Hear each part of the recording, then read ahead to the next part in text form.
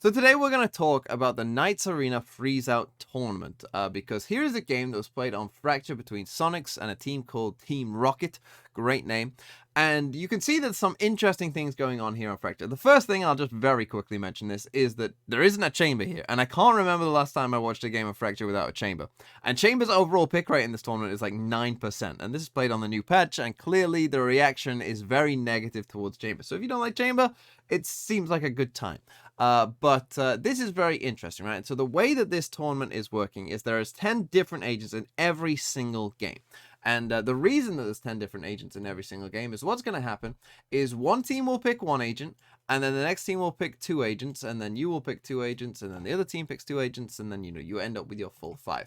I don't know if this is the order that they picked in, top to bottom, but it does look like a decent order for Fracture overall, right? If Sonics went first and they picked Breach, and then Team Rocket came back and picked Ray's Fade, and then they picked Brim KO, and then you got Sage Harbor, which we'll get into in a second as well, and then you've got Cypher Jet, and then Killjoy last, right? That kind of, makes some sense. And I was thinking about this because, of course, they're never going to do this for VCT, right? We know that that's not going to be the case, although it might be a bit spicy to do it as a one-off. But, they're never going to do this for VCT, but it is very, very interesting, the strategy behind this, I think. And I would love to know down in the comments, and I was trying to figure out myself, what would I pick? Let me know on each map, who would be your first pick if you were picking first on each map? Some will be easier than others, but there are some very interesting decisions, right? Let's take Ascent as a good example, where, you could be like, oh, well, I want Sova or Fade, right? Let's say I want Fade, but then Sova exists, and you probably feel like you can live still with Sova, right? So you're not going to pick Sova or Fade first because you feel like, well, I can just do with the other one, right? So you don't pick Sova or Fade, but then what if your opponent picks Sova and Fade? And now you don't have either, right? It's some very, very interesting mind games going on these maps, and like how you actually draft a team. I think it is very, very interesting. So I'll be interested to know, who do you think is like the most important agent? Who could you not live without on each map? Because I think that is very interesting. But now let's dive into some of the rounds as well, because of course with these team comps we had some pretty wacky rounds. And let's start with round number 3, where Sonics are on the attacking side. It's their bonus round. And what we're going to get off at the start, and already it's very interesting to me to see, where these Killjoy stuff is and stuff like that. Where all these agents that you never see on this map, what they're doing with it. We're going to get a harbor wall in here towards A main early as well. This was something that they were doing quite often. And I do think you're going to see another harbor wall come in with the high tide as well. And I think that this is probably a position that's pretty good to play as a harbor, right? You can rotate to the other side a bit faster, and it's a nice position to, do a wall like this as well, I think. So, in this kind of position, I think is a good spot. But what we're going to see here, as you will see, is that wall is they are going to come past the wall. They're going to put down a Cypher Cam, get the KO knife in here, see that no one is actually that close, so they can disrespect that wall. And then you've got this Cypher Cam here, and I always loved this Cypher Cam on Fracture, because with this cam, you can ping a dart through the door and it will open the door, and you can do that at any point, right? So you could be on the complete other side of the map and just keep opening the door, which I always just thought was pretty funny. And, also does give you then vision of what's going on towards like the nest area as well. So what you'll see here is, they do open the door with the dot. They start to come in, and they're going to do this really interesting idea where you get this stun coming across from the breach just here as well. So down here towards the harbor, we're going to get an updraft and a dash in as well from this jet. Really, really interesting stuff.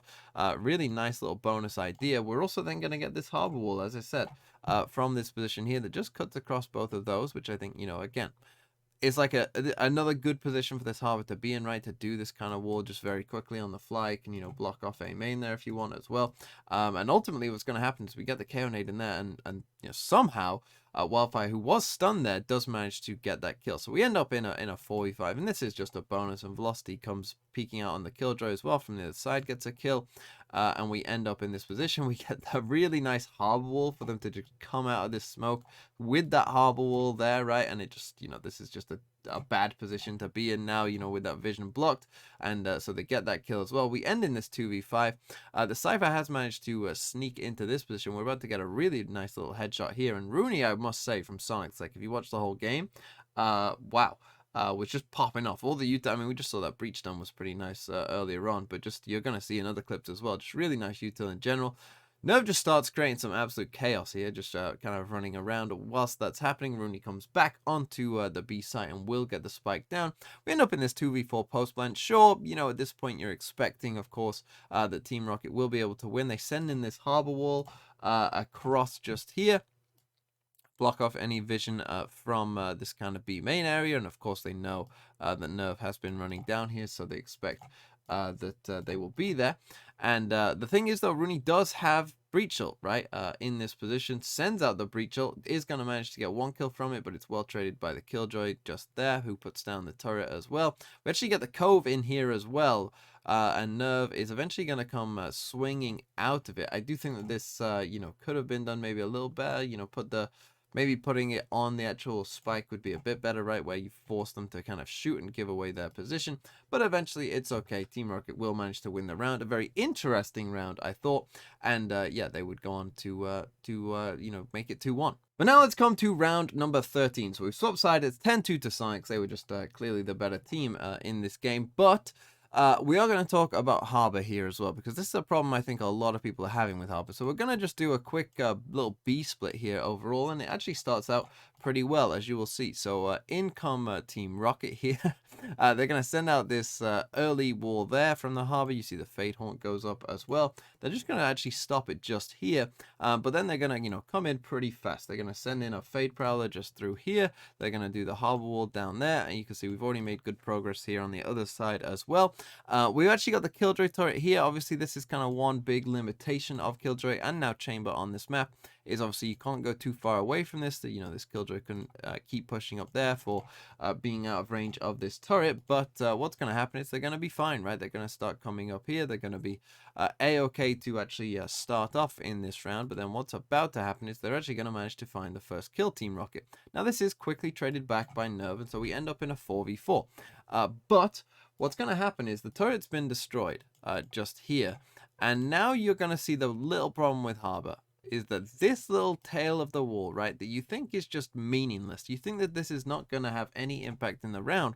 But what that's going to do is this Killjoy is eventually going to come down here and not have any line of sight on where these two players are, right? So these two players are able to close this gap very, very quickly, right? And this Killjoy has no time to tell the team, like, oh yeah, there's actually two players here, right? Because if you know that there's two players here, you're going to commit more resources to these guys, right? But instead, what's going to happen is the Killjoy is just going to end up being here alone, and, it's going to be a 2v1 fight that the Killjoy is going to lose. And, then from there, Sonics are going to manage to win the round. And it's just like little things like this that I think, again, no one has really mastered Hobby yet. You can see that this Killjoy, can't get any line of sight of these guys. They've managed to close this gap extremely quickly.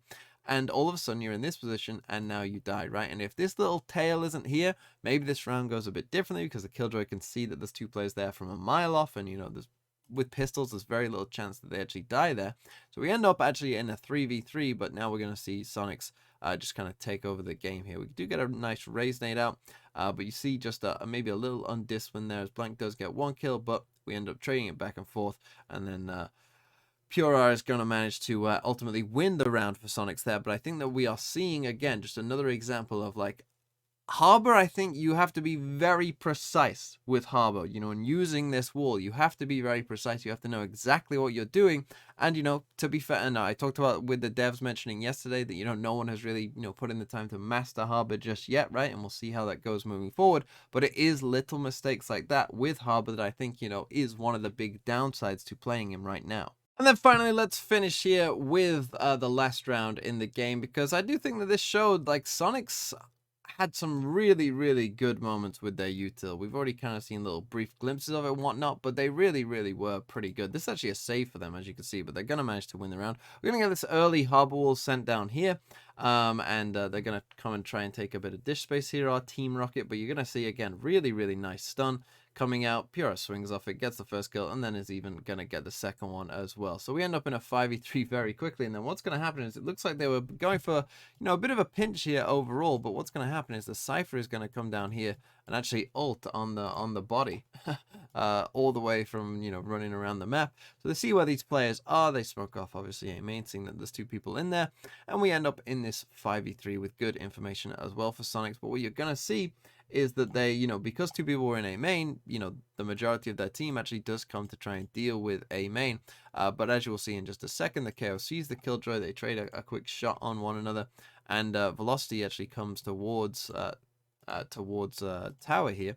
But you're going to see again just another really, really good breach stone, coming all the way from down here, and then even a brim ult as well, right? So either it's, you're going to have to swing out now while stunned, up against Shunk just there, or you're going to die, right? Like at this point, there was just no way out for Velocity. They end up in a 5v2, really, really good.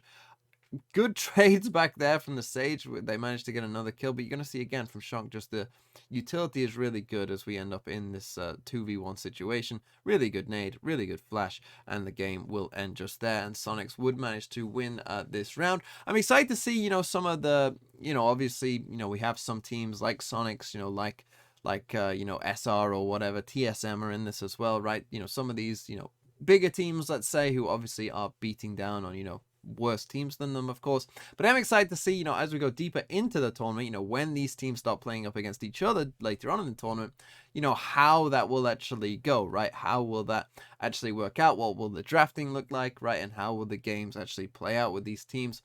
Because this was very, very interesting, I thought. And yeah, let me know in those comments down below, who's your first pick on each map? Because I think it is a very, very interesting kind of theoretical concept of who you should pick.